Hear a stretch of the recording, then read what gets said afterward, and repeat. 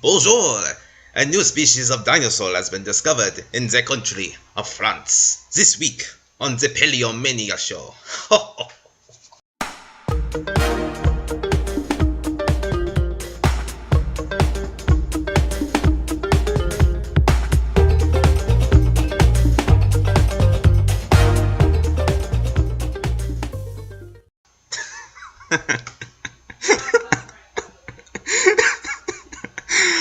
I don't know why I just did that.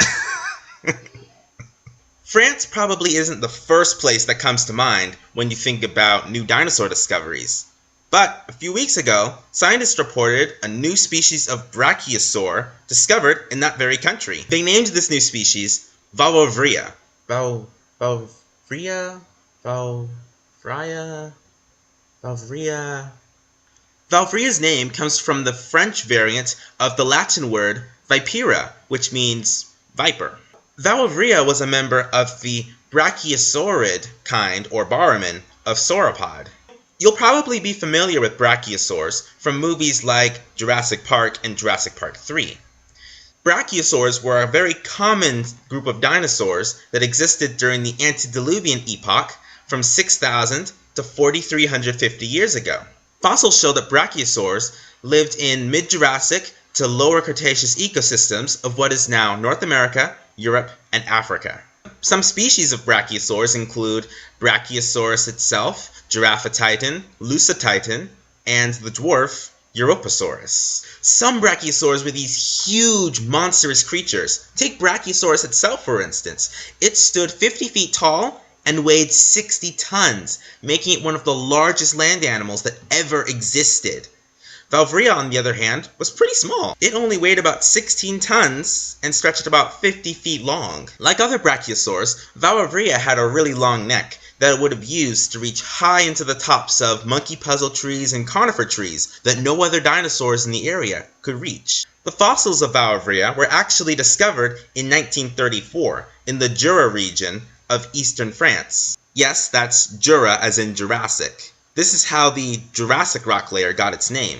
Unfortunately, when they found Vouivria in 1934, they didn't really think it was a new species, so it ended up going into the museum's storeroom. What museum, you ask? The storeroom of the Muséum National de Histoire Naturelle in Paris. I never would have been able to figure out how to pronounce that. This is a common fate for many discoveries. Because we make more paleontological discoveries than we have paleontologists to study these discoveries, a lot of fossils end up going into museum storerooms.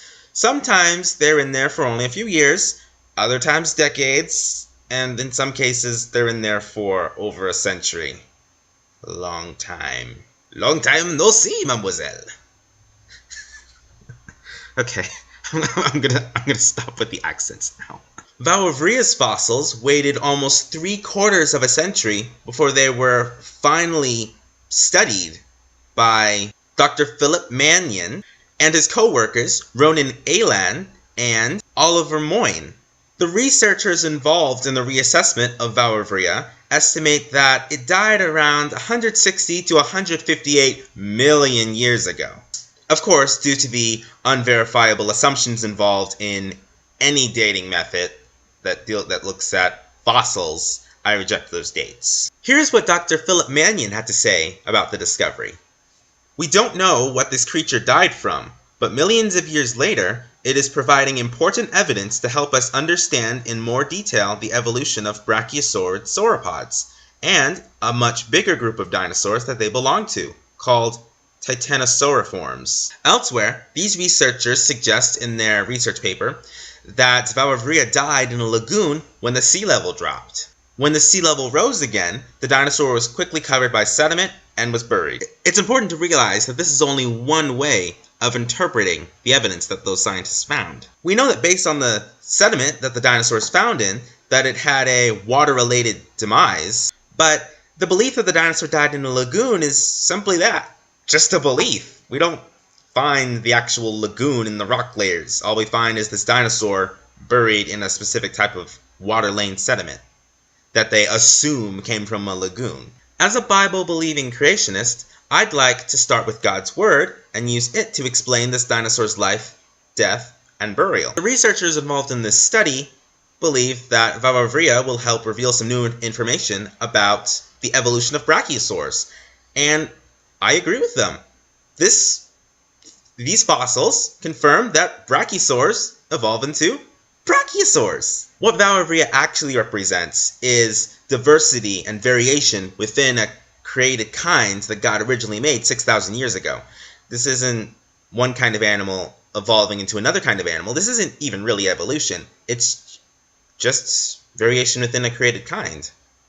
It's a brachiosaur turning into another species of brachiosaur. That's not evolution, folks. The researchers that studied Vouivria can only speculate as to how and why the dinosaur died.